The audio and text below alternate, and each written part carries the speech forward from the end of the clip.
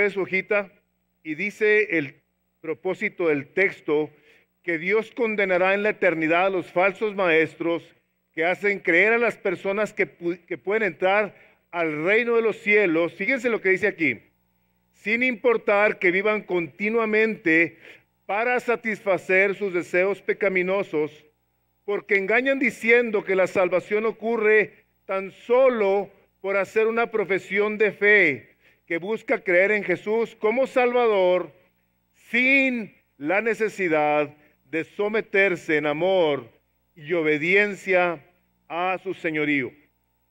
Y antes de empezar la predicación, escribí una nota que quiero leerles porque hemos estado mencionando nombres de falsos maestros. Y yo no quiero que ustedes vayan a tener una idea equivocada de que nosotros podamos mencionar nombres que para nosotros es importante que ustedes los escuchen, porque fácilmente, y el domingo pasado se habrán dado cuenta que personas enseñan a través de libros y conferencias y son muy famosas, y algunos de ustedes ha apelado a su carne la enseñanza de estos maestros, y que me puede decírselos, pero se los tengo que decir sin discernir, sin examinar las doctrinas de estas personas. Ustedes llegan a abrazar esas doctrinas sin percatarse de que hay pequeños detalles que pueden trastornar tu manera de creer. Entonces escribí lo siguiente, porque yo no quiero que ustedes piensen, asuman que nosotros lo hacemos porque nos creemos perfectos. No. Escribí lo siguiente: antes de iniciar el sermón esta mañana, debo aclararles que en Misión de Gracia no pretendemos ni afirmamos ser personas perfectas. La única perfección que existe es Dios y su palabra, y esto debido a que solo Dios y su palabra son la verdad. La palabra escrita de Dios es nuestra única norma en todo lo que concierne a la fe y conducta. Así como individuos poseemos la verdad de tener su palabra. Ahora, con esto no estoy diciendo que poseemos toda la verdad que la Escritura comunica. Fíjense lo que estoy diciendo. Se los voy a volver a decir.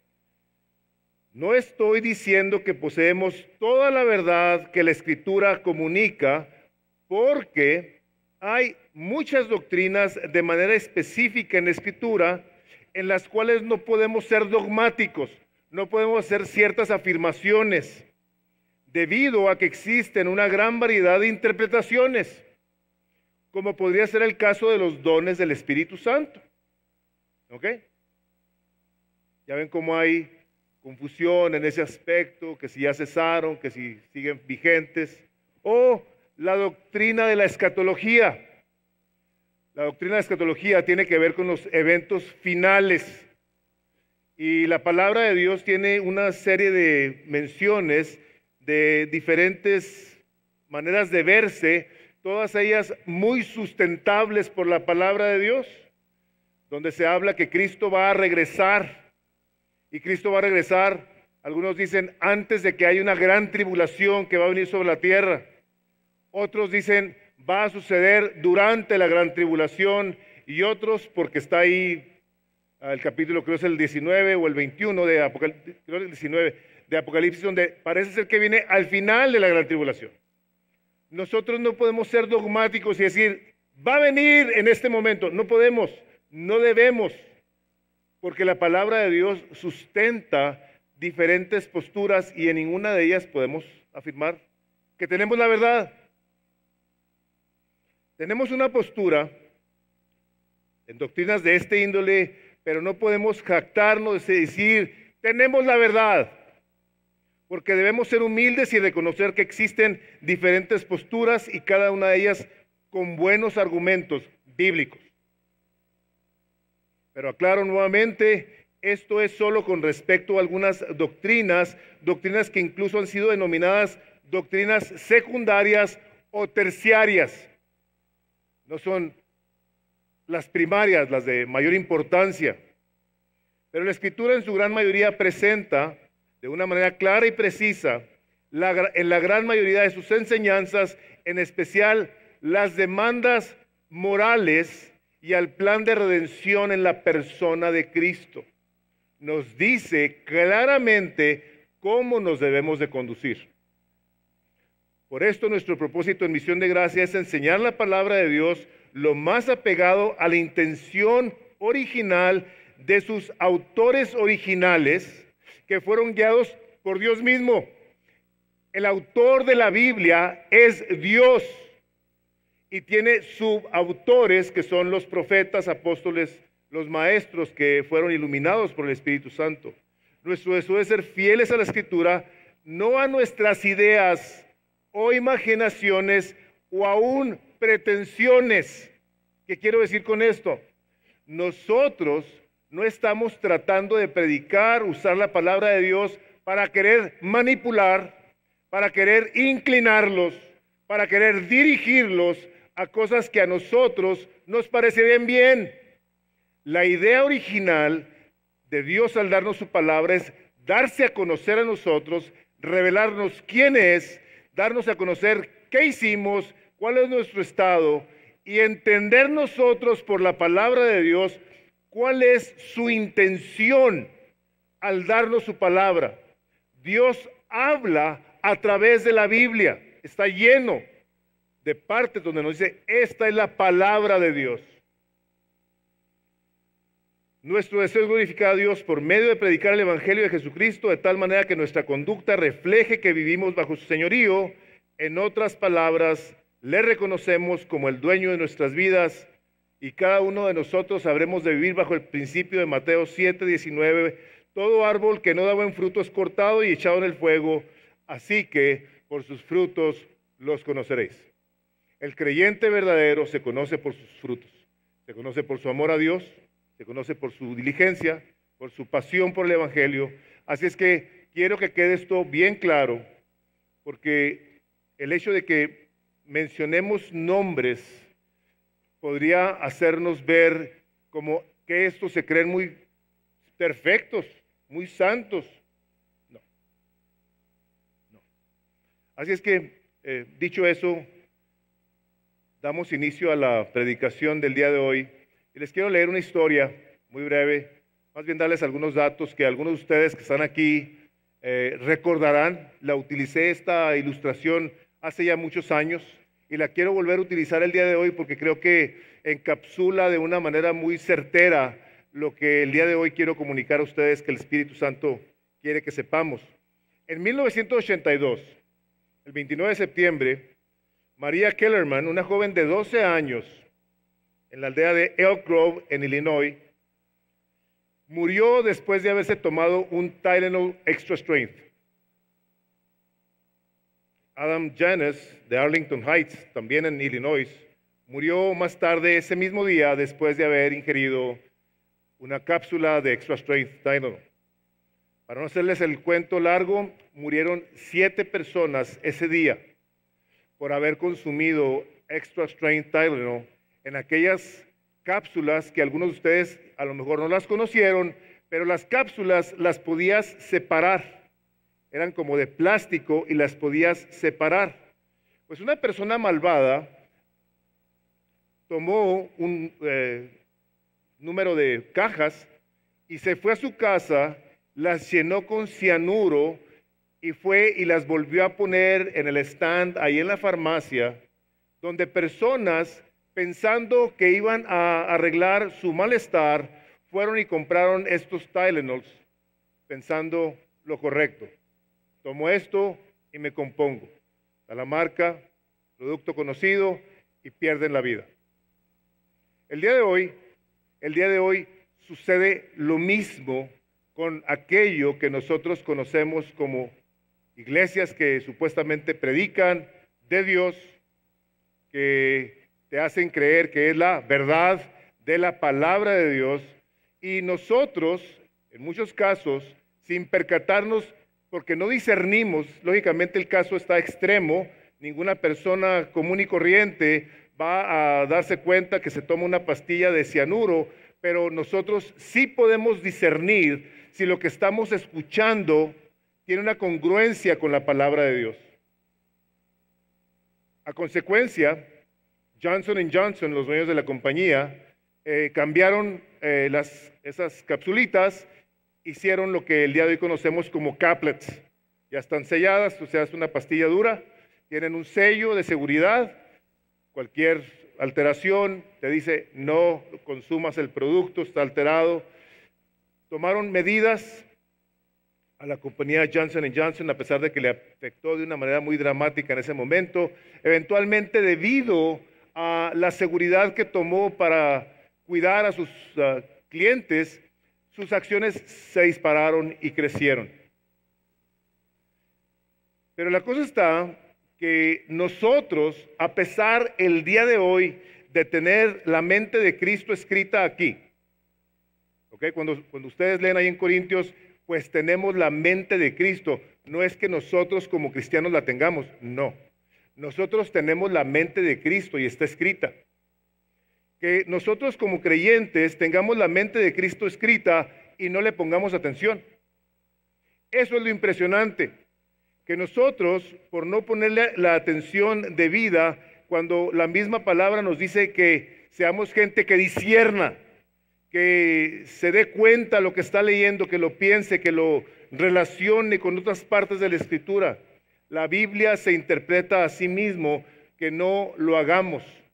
Que el día de hoy, porque alguien es famoso, porque alguien escribe un libro, nosotros en ocasiones cosas que nos gustan de lo que escribe la gente, las tomamos como dogma y llegamos a afirmar cosas que son destructivas para el cuerpo de Cristo el día de hoy. Hay un cantante muy famoso en México que dice que Alá y Dios es lo mismo, que nos conducen al mismo lugar. La Biblia no enseña eso. Alá no tiene a un Hijo Jesucristo y no tiene un Espíritu Santo. Y nosotros oímos a estas personas y decimos, sí, mira, fulano de tal dijo esto. O fulana de tal dijo esto.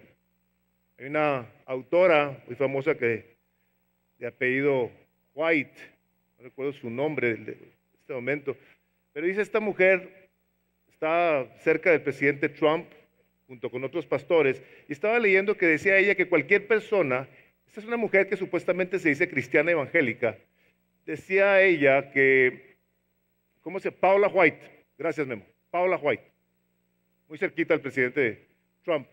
Decía, cualquier persona que te enseñe que la negación personal, que te enseñe acerca de la negación personal que el Señor Jesucristo habla, dice, cualquier persona que te enseñe eso es del diablo.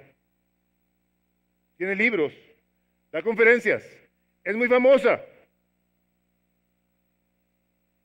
Yo vi esa cita, dije, ¿cuánta gente la creerá? ¿Por qué? Porque el día de hoy se nos enseña acerca de nuestro placer personal, de nuestra prosperidad, de que Dios es bueno y te quiere rico y te quiere santo y te quiere salvo y feliz. Entonces, le digo yo a la gente, y se los digo también a ustedes, lo he mencionado también en varias ocasiones, que muchas cosas, hermanos, parecen de Dios. Saben a Dios, se sienten a Dios, huelen a Dios y no son de Dios. No son de Dios, pero se sienten. Creyentes que el día de hoy se dejan llevar por lo que sienten. Aquí yo siento bonito, no importa lo que me enseñen.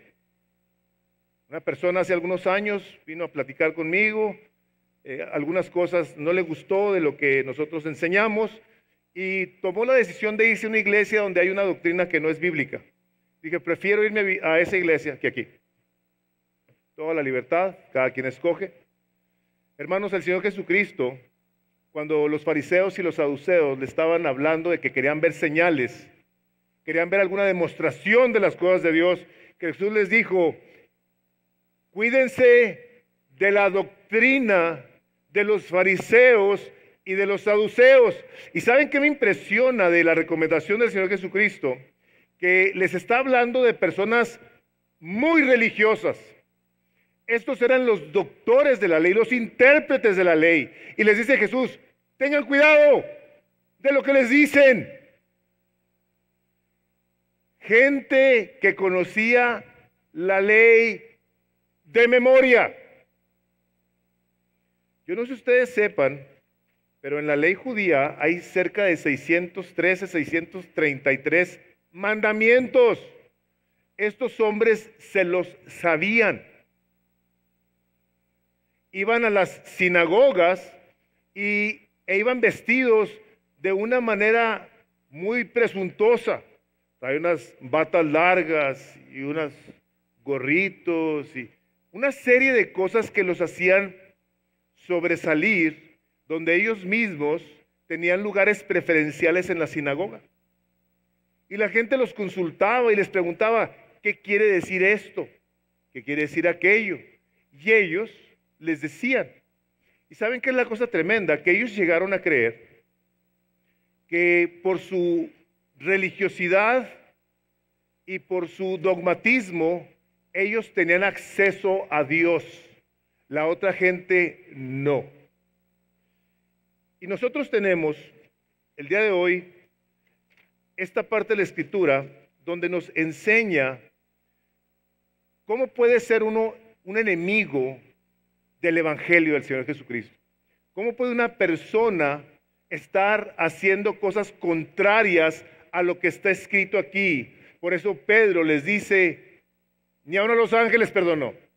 Pero quiero empezar antes de llegar a los ángeles, de hablarles de dos elementos que prevalecen el día de hoy de maneras muy comunes en el evangelismo, en el cristianismo evangélico. Son términos que no uso comúnmente, pero se los voy a decir. El primero de ellos se llama antinomianismo. Gente que predica, dice aquí, el antinomianismo enseña que el cristiano no tiene ninguna obligación moral de guardar la ley de Dios. O sea, ya son salvos. No tengo ninguna obligación de guardar la ley de Dios. Y el legalismo, ¿ok?, es lo contrario, enseña que el cumplimiento de la ley es lo que nos declara justos delante de Dios. Aquí Pedro lo que está haciendo es que estos maestros hablaban de salvación sin tener ninguna responsabilidad u obediencia a Dios. Entonces son los antinomianistas. Antinomio quiere decir en contra de la ley. Tú ya eres salvo. Cristo ya pagó por tus pecados. Te ha libertado de la ley. Y cuando me topo con personas como esas, yo les pregunto, ¿entonces ahora tú sí puedes adulterar? No. Digo, pues si me estás diciendo que ya no estás bajo la ley. No, pero ciertas cosas sí. No, le digo, pues dime cuáles, para tener claridad. Le digo, ¿sabes qué es lo que pasa? Le digo que tenemos un estándar en donde nosotros escogemos lo que nos gusta.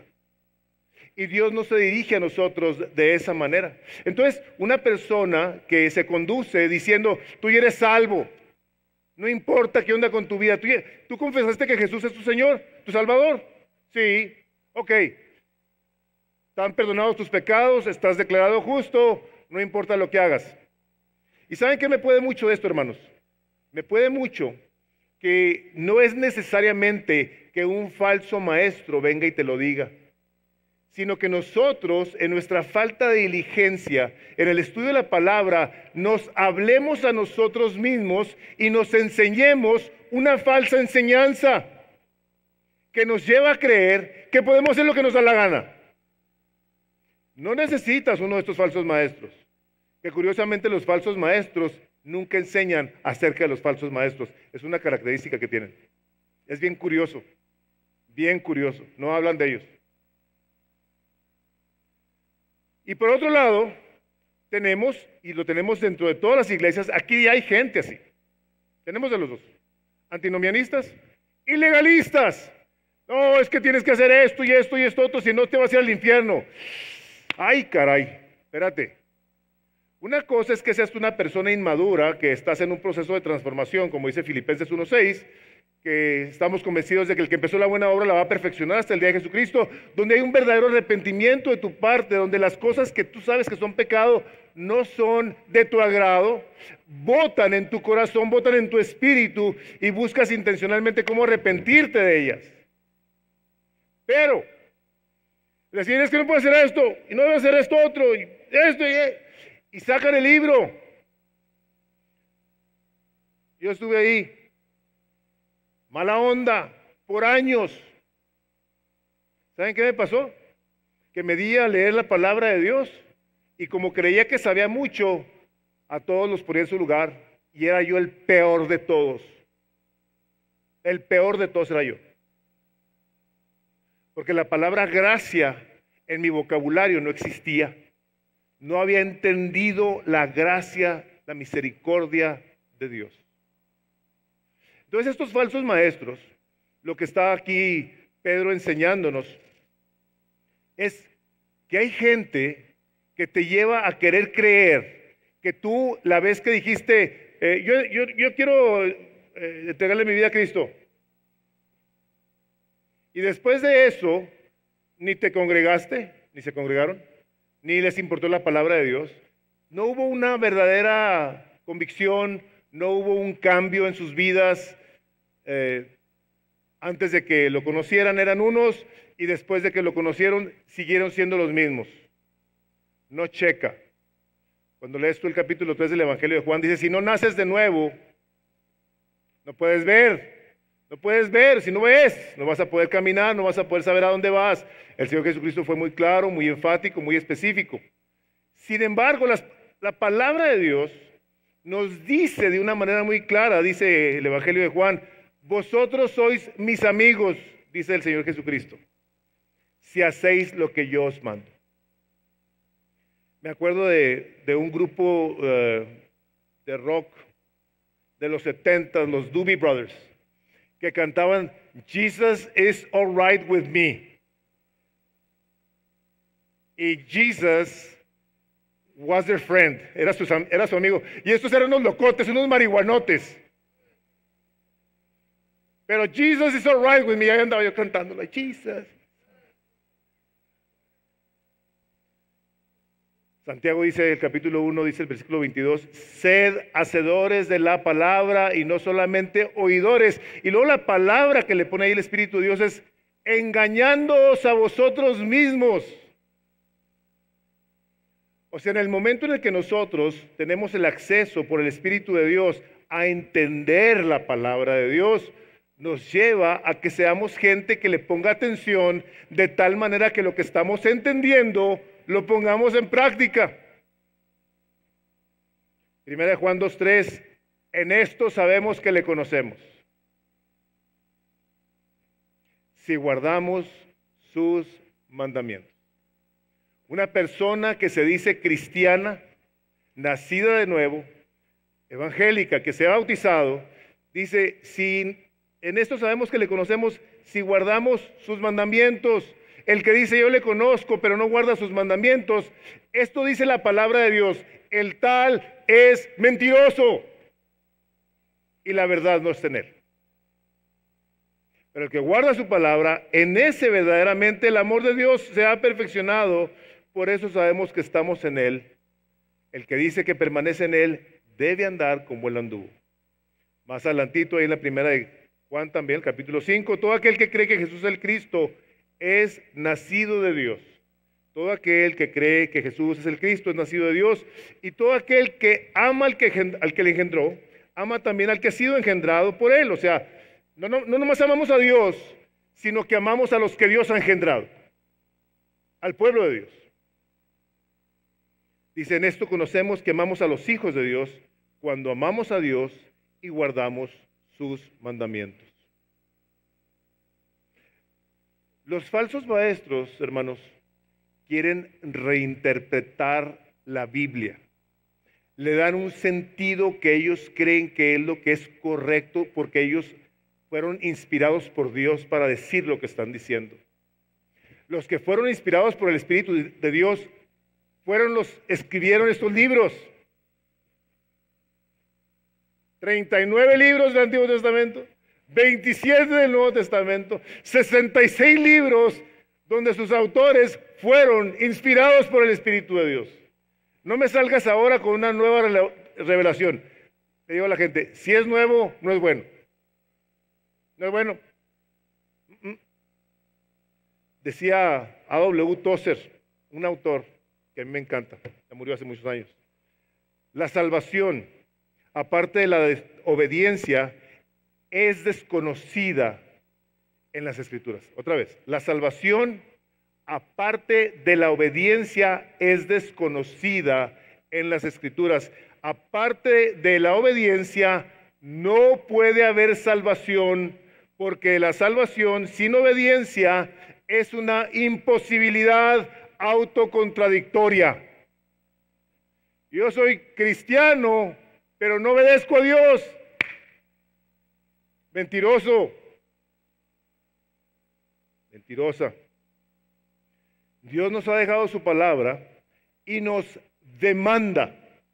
Dios no hace sugerencias, no da su opinión para ver cómo estás tú de acuerdo o no. Dice el libro de los Hechos, el capítulo 17, versículo 30. No lo busquen, se lo estoy leyendo porque ahorita vamos a ir a unas partes que sí quiero que lean. Pero Dios, habiendo pasado por alto los tiempos de esta ignorancia, ahora manda a todos los hombres que se arrepientan. A todos. Tú estás escuchando esto, a ti y a mí, el Espíritu de Dios, a través de la palabra escrita, nos dice, arrepiéntete. ¿Cómo empezó el Señor Jesucristo su ministerio terrenal? Arrepentidos porque el reino de los cielos se ha acercado. Así empezó.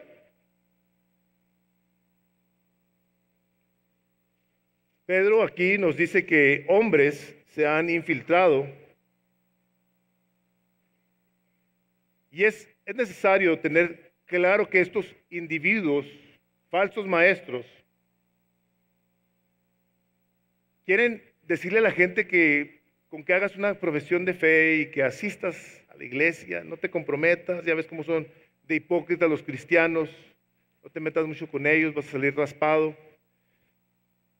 Son gente que no entiende la Escritura, pero que de alguna manera se han infiltrado. Dice Judas 1:4, y lo tienen en su hoja, dice, pues algunos hombres se han infiltrado encubiertamente, los cuales desde mucho antes estaban marcados para esta condenación, impíos que convierten la gracia de Dios, la gracia de nuestro Dios, en libertinaje y niegan a nuestro único, me encanta el lenguaje, soberano y Señor Jesucristo.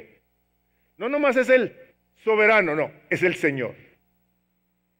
Van juntos, van juntos. Aquí hace algún tiempo venía una pareja y ellos empezaron a comunicar de una manera muy abierta que ellos ya no pecaban. Dije, ¿what?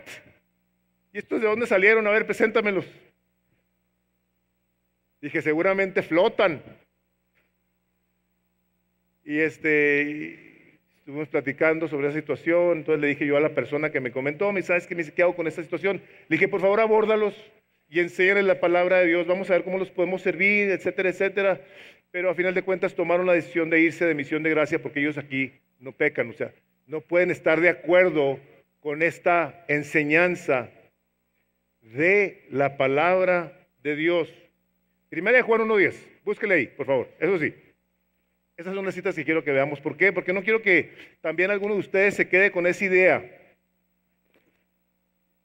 una idea errónea de lo que la palabra de Dios enseña. Y lo más seguro es que este hombre, esta persona, de alguien lo escuchó, de alguien lo recibió. Primera de Juan 1, perdón, 1 versículo 10. Fíjense lo que dice. Si decimos que no hemos pecado, le hacemos a Él, o sea, a Dios, mentiroso y su palabra no está en nosotros. Primera de Juan 2:1. Hijitos míos, Estas cosas os escribo para que no pequéis. La palabra de Dios nos dice qué hacer para no pecar. Pero si alguno ha pecado, abogado tenemos para con el Padre, a Jesucristo el justo. ¿Por qué Santiago, el medio hermano del Señor Jesucristo, en el capítulo 5, versículo 16, Santiago 5, 16, escribió lo siguiente? 5, 16 de Santiago. Confesaos vuestras ofensas unos a otros y orad unos por otros para que seáis sanados. La oración eficaz del justo puede mucho. ¿Por qué lo dijo? Le está hablando a creyentes que se han ofendido. No sé cuántas veces yo he ofendido a gente aquí y a través de mi vida. No sé cuántas. Y no sé cuántas me faltan. Y no sé cuántas veces me falta entender que pedirle perdón a mis hermanos que ofendo. Y espero que me perdonen. Pero hermanos, se escribió a creyentes que pecan. Ofensas. Mateo, donde dice el Señor Jesucristo, Padre, perdona nuestras ofensas, como perdonamos a los que nos ofenden. ¿Para cada cuándo habló el Señor esa oración? ¿Para cada mes? ¿Para cada año? ¿O para cuando el individuo se convirtiera y no tuviera más que volver a leer la Biblia? Cada día perdona nuestras ofensas, danos el pan de este día. Líbranos del maligno este día. O sea, nosotros pecamos en acción, en omisión, pecamos de muchísimas maneras. Entonces, afirmar categóricamente que alguien no peca está hablando de una doctrina que la Biblia no enseña. ¿Ok? Lo que pasa es que luego caen en una mentalidad que porque creen que saben mucho de la Biblia, pueden opinar de una manera que va sobre lo que está escrito. Y le escribe Pablo a Timoteo, Pablo que vio el cielo. Le dice Pablo a Timoteo, pretenden ser doctores de la ley cuando no entienden ni lo que hablan ni lo que afirman. Tenemos cantidad de personas que se creen doctores de la ley. Hermanos, déjenme les digo una cosa. La palabra de Dios, dice Hebreos 4:12, está viva y es eficaz. Está viva. Entonces la palabra de Dios está viva y habla al corazón del hombre. ¿Cuándo? Cuando te presentas delante de ella. Entonces hacer afirmaciones de que tú ya sabes lo que dice ahí.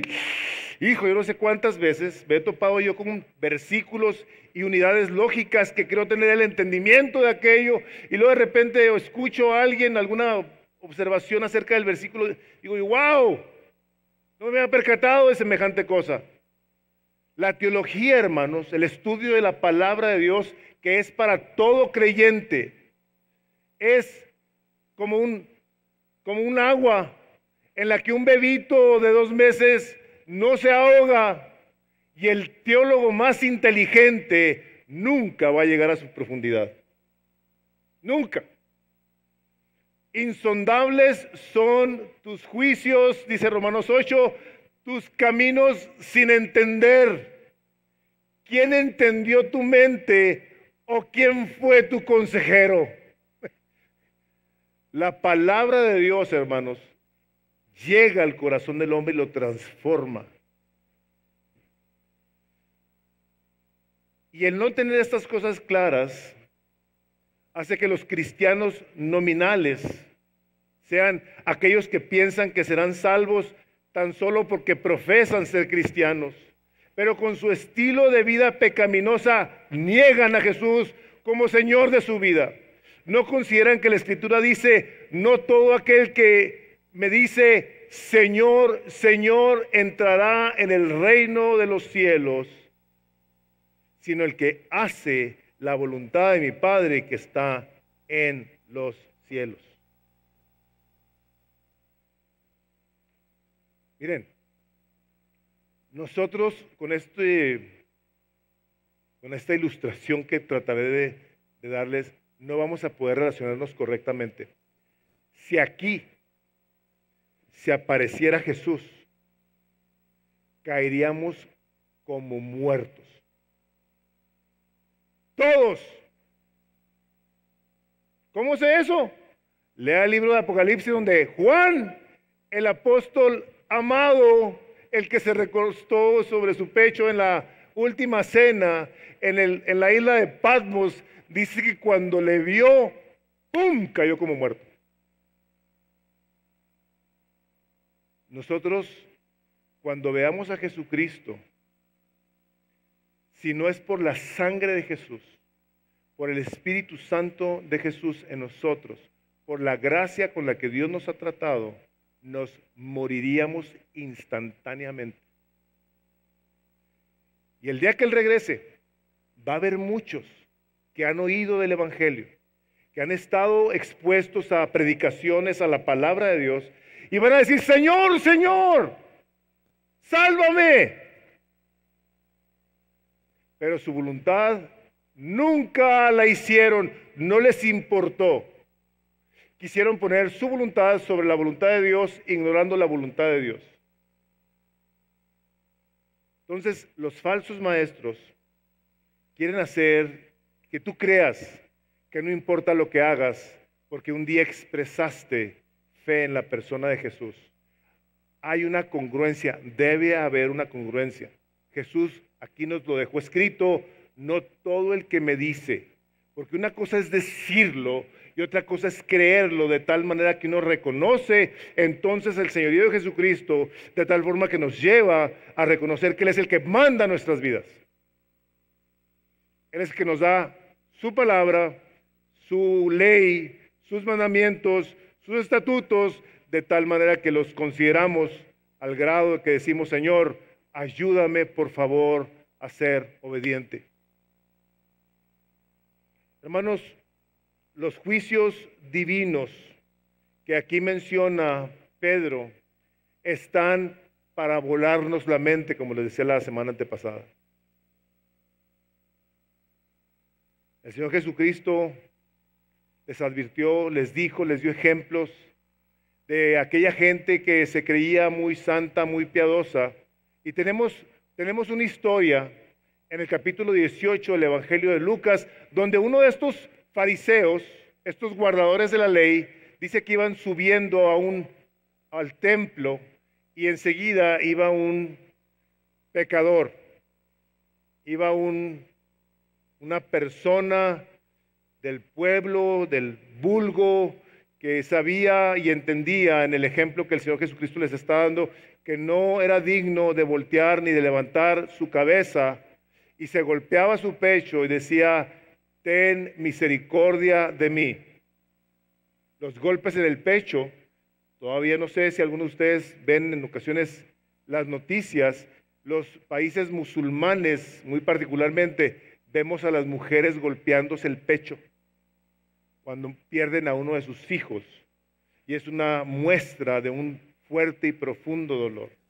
Este hombre golpeaba su pecho y decía a Dios, ten misericordia de mí. Y Jesús está hablándole a fariseos, está hablándole a los saduceos.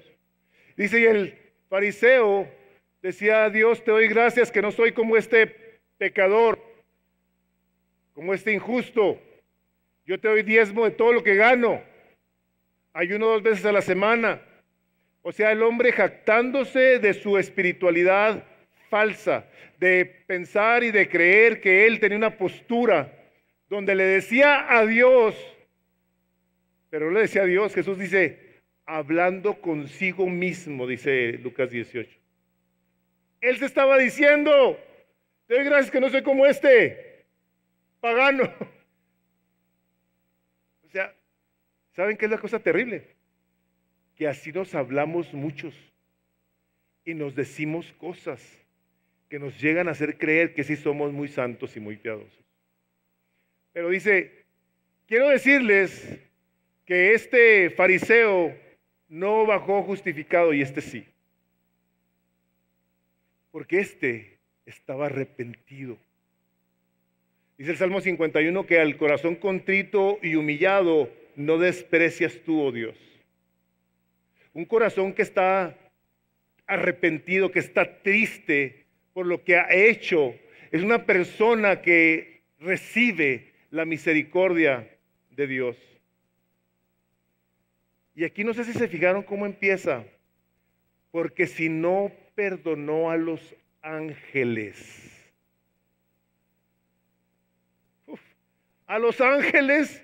A ver, aquí cómo está la cosa de que los ángeles que estaban en el cielo, que se rebelaron contra Dios, que eran ángeles, que decían, santo, santo, santo, y se rebelaron contra Dios, Dios los mandó al infierno por haberse rebelado contra su palabra.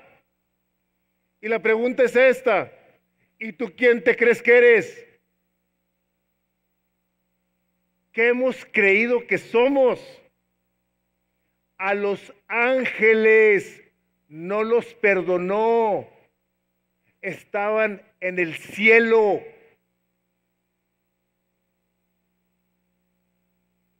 Tenemos cristianos arrogantes, prepotentes, soberbios, que desprecian a hermanos de humilde condición, que porque en ocasiones los vemos que la riegan, los tachamos y los enjuiciamos.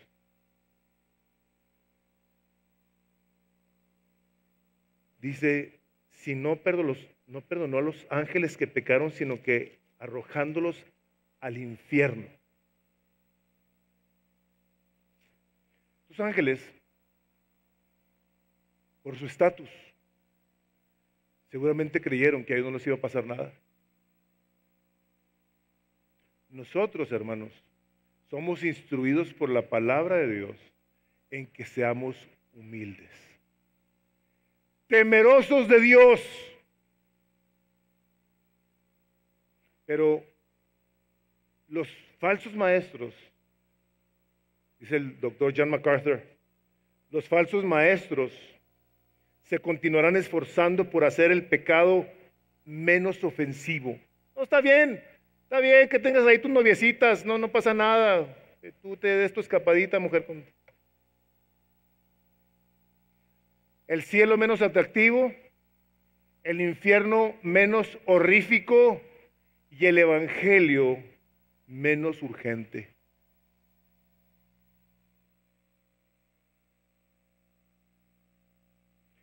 El domingo pasado nos decía Armando, no todos los falsos maestros viven vidas inmorales, pero sí te voy a decir una característica. Van a comunicarte su opinión diciéndote que seas próspero, que hagas mucho dinero, que le des a Dios para que Dios te dé. El Dios del que están hablando esos individuos es ellos, porque los más enriquecidos son ellos. Y quieren hacerle creer que la vida bendecida es la vida de abundancia económica. Hermanos, déjenme les digo una cosa. Si nosotros hacemos una ecuación, nos vamos a dar cuenta que la abundancia económica no es necesariamente congruente con una bendición espiritual. Y le preguntan a un narcotraficante a ver qué les dice. A un ladrón que tiene acceso a dinero y se lo roba y hace con él lo que le da la gana. Tienen acceso a las arcas de iglesias y sacan de ahí como si fuera su cartera personal para invertir en sus fortunas. Dicen, es que Dios es bueno y te bendice, Él te quiere bendecir. Si no estás tú bendecido, es que estás maldito. Pablo entonces estaba maldito. Los discípulos estaban malditos. Jesús entonces estaba maldito porque era pobre. Se hizo pobre, dice Filipenses 2, y se humilló, y se hizo obediente hasta la muerte y muerte de cruz. Dice su palabra, que sigamos sus pisadas. Tienes un trabajo donde Dios te ha prosperado, gloria a Dios por ello, pero que tu trabajo y tus ingresos no sean tu Dios. Que tu Señor sea el Señor Jesucristo y que entiendas bajo la óptica divina que si Dios te ha prosperado es para que le des gloria y que los sirvas con los recursos económicos que te ha dado. Pero nunca de los nunca quieras comprar el favor de Dios con dinero. Nunca. Este evangelio de la prosperidad que le empezó ahí en el capítulo 4, les digo si es que no antes, puedo estar y estoy muy equivocado seguramente, cuando llega Satanás y le dice a Jesús, todo esto te daré si te postras y me adoras. Ha llegado a África este evangelio a mucha gente humilde y los predicadores andan en el Rolls Royce en medio de una pobreza extrema. Decía el doctor John Piper, dice, esta basura de doctrina de la prosperidad.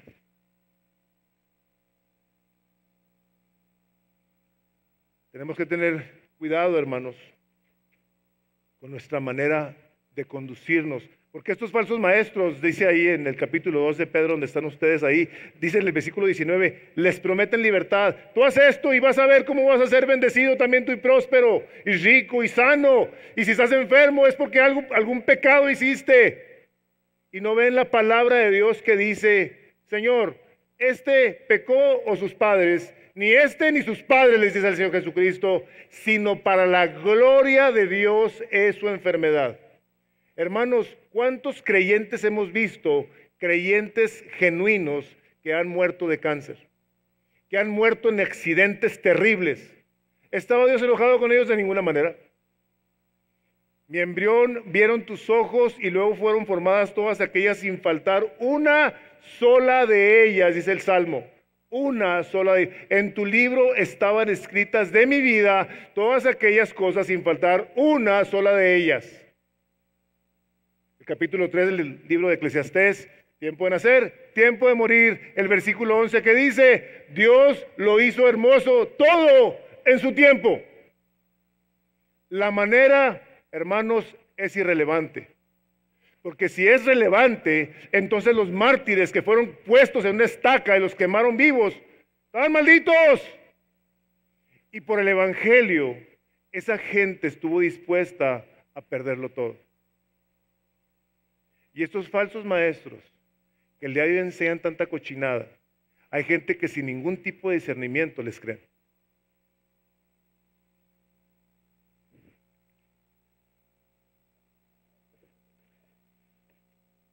Nosotros, cuando vemos en Tito 1:15 que dice, todas las cosas, Tito 1:15, búsquelo por favor, y subráyelo, si gusta. Tito 1:15. Todas las cosas son puras para los puros, pero para los corrompidos e incrédulos nada es puro. Fíjense lo que dice, pues hasta su mente y su conciencia están corrompidas, o sea, están echadas a perder. Profesan conocer a Dios, pero, el pero tremendo este de aquí, con los hechos lo niegan. Fíjense las palabras que salieron de la boca de Dios a través de Tito, siendo abominables y rebeldes,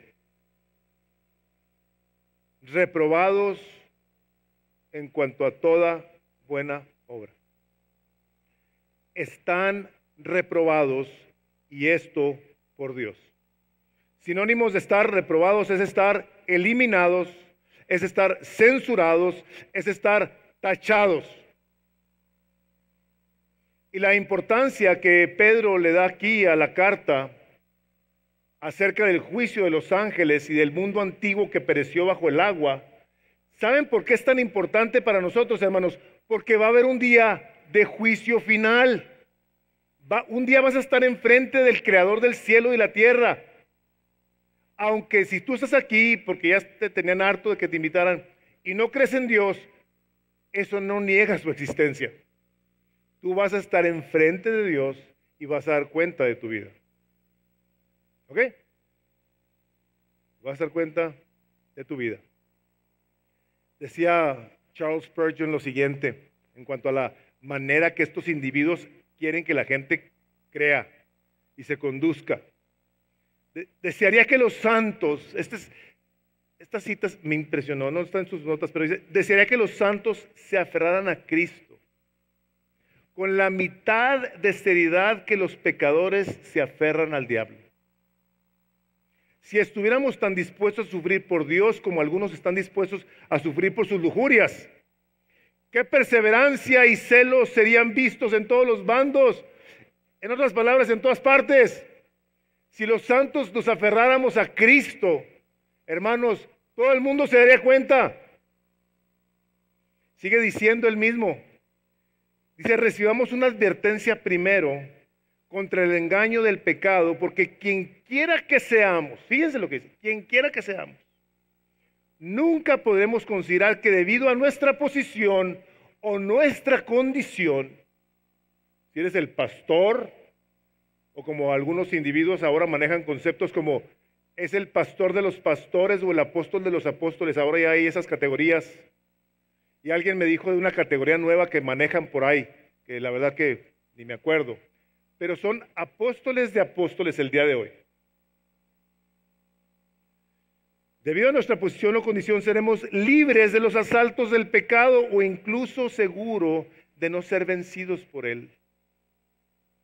Una persona que no se percata de su vulnerabilidad ante las tentaciones y los ataques que el enemigo envía contra nosotros, es una persona que muy probablemente ya está dominado por algunas de esas cosas. Noten que estos que pecaron eran ángeles en el cielo, de modo que no hay seguridad necesaria para la posición más santa. Sabemos que estaban en lugares celestiales porque era de aquella morada alta que fueron arrojados al infierno por la terrible mano derecha del Rey Eterno. Estos ángeles que no guardaban su primer estado, sino que pecaban contra Dios, moraban con sus hermanos en las cortes del Altísimo, parecían ser, por así decirlo, que estaban cuidados por un círculo de fuego que nada les permitía sufrir. Ángeles que estaban guardados por Dios. El problema fue su corazón.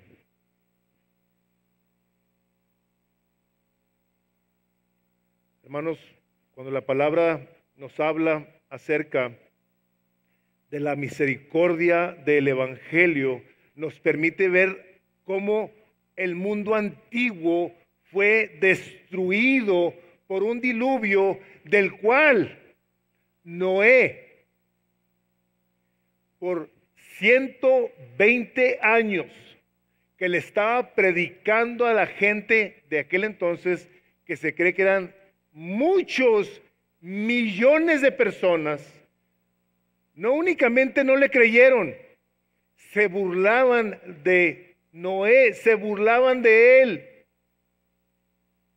40 días antes de que viniera el diluvio, Dios le dijo a Noé, entra en el arca. Y dice la palabra de Dios que Dios cerró la puerta del arca. Dios la cerró. No Noé.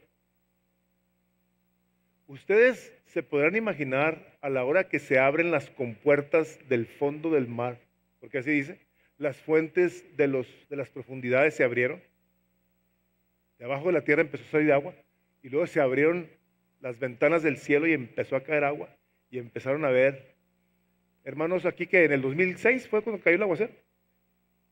Fueron 2 horas y media, y casi se acaba el paso. Un día, 2, 3, 7, 10, 20, 30, 40 días lloviendo. Yo creo que el primer día han de haber estado, ¡ábrenos! ¡Ábrenos! No pudo abrir. El diluvio, hermanos, manifestó la justicia de Dios. Y el arca manifestó su gracia. Había un juicio y había una gracia. El subirse al arca daba la evidencia de que uno confiaba exclusivamente en la gracia de Dios para la salvación y que uno dejaba el mundo impío porque entendía que Dios era el Señor Santo. Si uno permanecía debajo del arca, lo que hacía era declarar su deseo por vivir en los placeres de su carne. El mundo tomó en poco la gracia y la autoridad de Dios debido a que consideraron una farsa su juicio divino.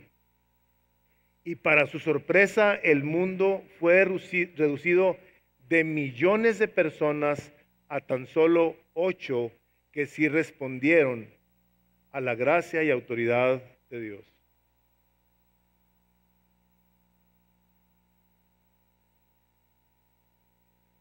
Viene un juicio, hermanos.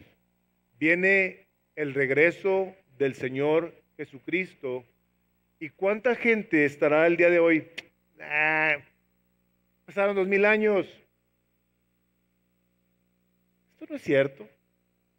Son invenciones que se escribieron. Escucha la predicación del domingo antepasado acerca de las profecías de la palabra de Dios. Lo impresionante que está. El Señor Jesucristo decía, arrepiéntense hoy.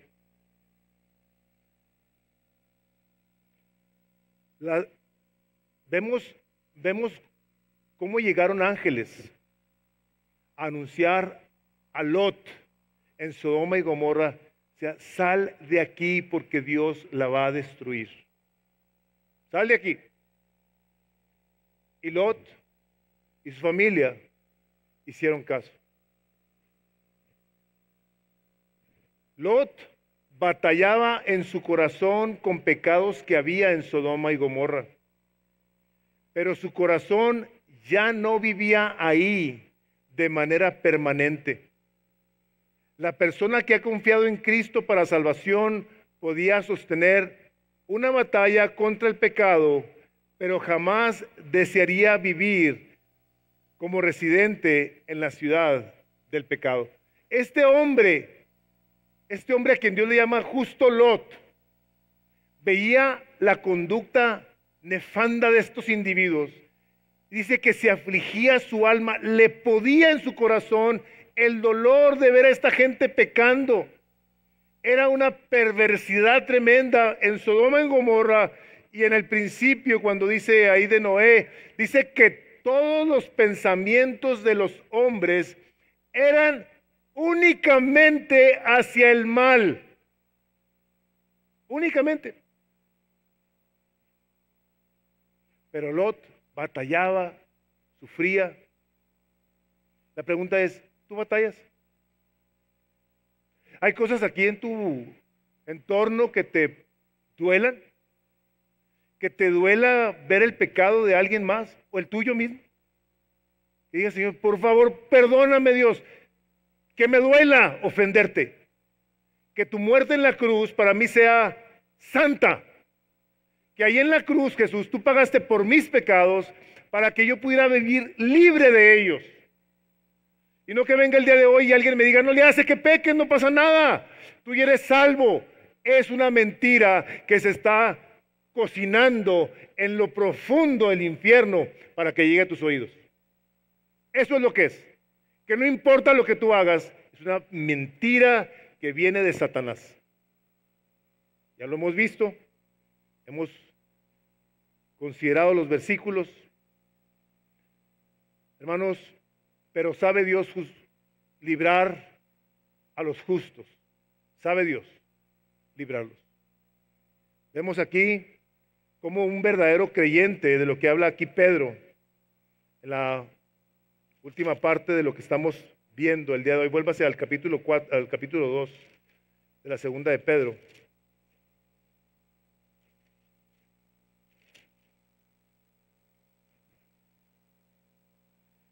El versículo 9, sabe el Señor librar de tentación a los piadosos, sabe el Señor, y reservar a los injustos para ser castigados en el día del juicio, y mayormente a aquellos que siguiendo la carne andan en concupiscencia e inmundicia y desprecian el señorío. Hermanos, ¿sabe el Señor cómo hacerlo? Por supuesto. Y nos ha enseñado a nosotros cómo pedirle que nos ayude a ser librados de tentación. Líbrame, Señor, el día de hoy de toda tentación. Líbrame, Señor. Si nosotros en ocasiones vivimos vidas que no tienen alguna convicción de pecado, la pregunta sería la siguiente: ¿tú le pides a Dios que te libre del mal y de caer en tentación? Dice la palabra de Dios que nuestra lucha no es contra carne y sangre, es el capítulo 6 de Efesios. No es nuestra lucha contra carne y sangre, sino contra principados y potestades, los gobernadores de las tinieblas. Hoy te dice, vístete de Cristo, ponte la armadura de Dios, sométete a Dios, resiste al diablo y huirá de ti. Tu obediencia a la palabra de Dios, aunada a la ayuda sobrenatural del Espíritu Santo de Dios en tu vida, en tu corazón, cuando le dices, Señor, yo soy débil, yo te quiero pedir que tu poder se perfeccione en mi debilidad, líbrame del mal, no me cae en tentación. Él sabe cómo hacerlo. Él sabe cómo proveerte más de 10 salidas a tu tentación. No hay tal cosa como que no supe qué hacer. Sí sabemos qué hacer. ¿Cierto? ¿Sí sabemos qué hacer? No queremos hacer caso. No nos gusta. Pero el poder del Espíritu de Dios en nosotros, por gloria, la gloria de Cristo en nosotros, Él nos da el poder. Hermanos, convertirse en cristiano significa estar harto del pecado, ansiar el perdón, anhelar ser rescatados de la maldad actual y del infierno futuro y afirmar el compromiso con el señorío de Cristo hasta el punto de estar dispuestos a renunciar a todo. ¿Sabes qué te va a costar seguir a Cristo? Todo. Tu vida misma. Tu vida misma. Tus sueños, tus anhelos, tus ambiciones, tus pasiones. Pero la cosa más gloriosa, y yo te lo digo porque está escrito, porque lo he visto, es que lo que Dios te va a dar a cambio no se puede comparar. El Señor Jesucristo, cuando dice, venid a mí, todos los que estáis cansados y trabajados, y yo, dice el Señor, los haré descansar. El descanso que Cristo te da, no te lo da nadie, ni nada. Venid a mí, dice, y yo os recibiré, dice el Señor. Yo te voy a recibir. Anoche estábamos platicando, Marta y yo, de un rockero. No sé por qué se topó Marta con ese testimonio de un rockero de un grupo que se llama Korn. Unos loquísimos. Dice Marta, yo no sabía que existía eso. Yo me acuerdo de ellos porque eran pero todos pintados, todos. Dice, qué locura es esta gente, ¿verdad? Y el hombre se convierte, cambia su manera de vivir de una manera drástica, trascendental, que el hombre deja todo su pasado por ahora venir a Cristo. Cuando tú dejas, como dice ahí, padre, madre, hermanos o hijos, tierras, dice el Señor, las recibirás 100 veces más aquí y en la vida eterna. Nomás contesta esta ecuación. ¿No te gustaría a ti dejar algo que el Señor te quiera reemplazar con el 100%? O sea, ¿en qué cabeza cabría no querer una cosa de esas? ¿En qué cabeza no cabría? En la de mucha gente que no quiere saber nada de Dios, porque creen que viviendo como viven están mejor que siendo hijos de Dios. El amor de Dios por la gente está mostrada en una cruz. Tú pecas, yo te he enviado a un Salvador, pero es Señor también. Cuando llegaron los ángeles a anunciarle a María y a José que habría de nacer Cristo, les dijeron así, venimos a darles buenas que serán de gran gozo, que os ha nacido Cristo, el Salvador y Señor. Hermanos, no es Cristo tu Salvador únicamente, es tu Señor también. Donde tu vida está sujeta a su señorío y que los falsos maestros te dicen atrevidos y contumaces. Niegan el señorío de Cristo. Estaba viendo el otro día una entrevista con un hombre muy respetado en el mundo evangélico. Y decía esto, me llamó mucho la atención, decía él. Dice, el día de hoy hay menos gente en las iglesias. O sea, se estima que para el 2020, en 2 años, ¿cómo se llaman los bautistas del sur? Bueno, la asociación de bautistas más importante de Estados Unidos y del mundo. ¿Cuál es? La convención, perdón. La Convención Bautista del Sur es muy importante. Creen que se van a perder de aquí al 20, en 2 años, 200,000 miembros. O sea, 100,000 por año. Y decía este hombre, que me impresionó lo que dijo, porque dice, el día de hoy, de muchos púlpitos sale la invitación a que vivas libre de sacrificios, que vivas más feliz, que seas más pleno. Y la gente se está yendo por miles. Cuanto antes, dice, le hablaban a la gente desde los púlpitos del sacrificio y la negación personal, del compromiso con Cristo, dice, y las iglesias estaban llenas. ¿Se fijan la incongruencia? Hay una bendición en aquellos que toman en serio la palabra de Dios. Dicen, Señor, yo me rindo a ti. Yo me rindo a ti. ¿Te va a costar todo? Y quiero terminar con algo que dijo J.C. Ryle, que fue un hombre importante hace muchos años. Dice él, así es la vida de una persona sin Cristo como el Señor, lo que los falsos maestros quieren hacer. Dice, Cristo es el camino. Los hombres sin Él son como Caín, vagabundos, vagos. Él es la verdad. La verdad, los hombres sin Él son mentirosos como el diablo en tiempos pasados. Él es la vida.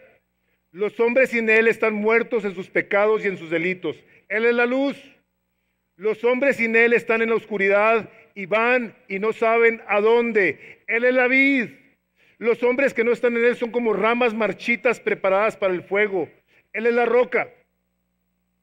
Los hombres no construidos sobre Él son arrastrados con una inundación. Él es el alfa y el omega, el principio y el último, el primero y el último, el autor y el consumador de nuestra salvación. El que no lo tiene, no tiene ni principio de bien, ni tendrá fin de miseria. Oh bendito Jesús, cuánto mejor sería no ser que estar sin ti. Nunca nacer que no morir en ti. 1000 infiernos no son suficientes eternamente para querer a Cristo. Este testigo es fiel. Si podemos decir amén al espíritu de este pasaje, y va a hacer que esté bien con nuestras almas. La palabra de Dios dice, porque no nos ha destinado Dios para ira, sino para obtener salvación por medio de nuestro Señor Jesucristo. ¿Le conoces? ¿Es Cristo tu Señor? ¿O es alguna religión que crees que te va a salvar? ¿Sabes tú que el día que estés enfrente de Cristo no te va a preguntar qué religión eres? Dice el capítulo 14 del Evangelio de Juan, el versículo 6, yo soy el camino y la verdad y la vida. Cuando estés enfrente de Él, vas a haber sido una persona que se arrepintió y reconoció a Cristo como su Señor y su Salvador, ¿o no? No dejes el día de hoy pasar la oportunidad de decirle a Jesús, yo soy uno de esos. Yo quiero entregarte mi vida, Señor, yo me rindo a ti. Yo no quiero ser de que cuando tú regreses digas, Señor, Señor, y habiendo tenido la oportunidad de hacer tu voluntad no la hice. No lo hagas. Dice la palabra de Dios que hoy es el día de salvación. Tú no conoces a Cristo, aquí va a haber gente enfrente, y si no puedes pasar a la pérgola al final, y ahí alguien va a orar contigo. Vamos orando, les voy a pedir que inclinen sus rostros. Padre, en el nombre de Jesús, queremos darte gracias por tu palabra, que tiene la intención de revelarte a nosotros, de revelar a Jesucristo, de enseñarnos la manera correcta de vivir bajo el señorío de Jesús.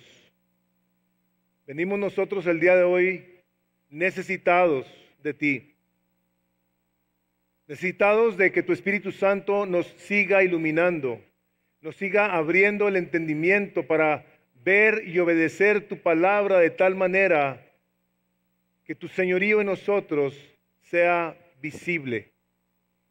Te pedimos, Padre, que tengas misericordia y nos continúes ayudando.